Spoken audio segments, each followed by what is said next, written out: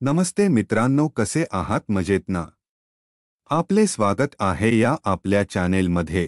आजचा व्हिडिओ तुम्हाला नक्कीच आवडेल, जो अशाच एका खास कथानकावर आधारित आहे जो काही व्यक्तींनी अनुभवलेला आहे।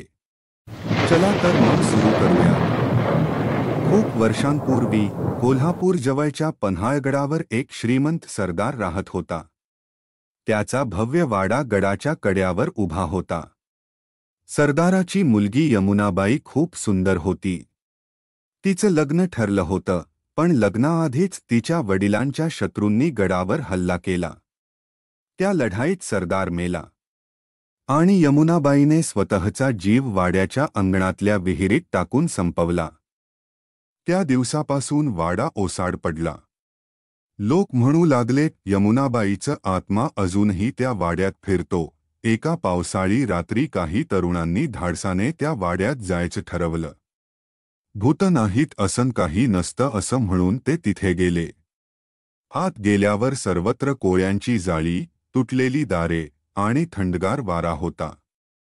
जशी मध्यरात्र झाली तशी अंगणातल्या विहिरीतून आवाज यायला लागला, वर कुठे आहे? वर कुठे आहे? सुरुवातीला त्यांना वाटलं हा वायाचा आवाज आहे, पण तो आवाज हळूहळू स्त्रीच्या किंकाळीत बदलला।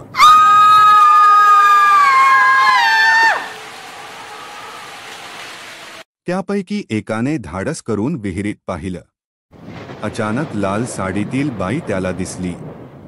तिचे केस ओले होते, डोळे रक्ताळलेले होते।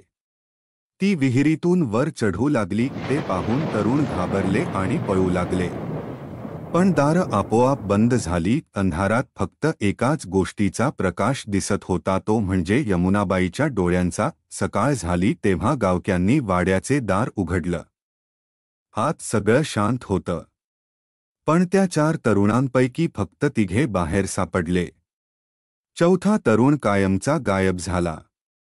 लोक म्हणतात त्याचा आत्मा आजही यमुनाबाईसोबत त्या वाड्यात फिरतो आणि म्हणूनच पन्हाळगडच्या वाड्यात कोणीही रात्री जात नाही।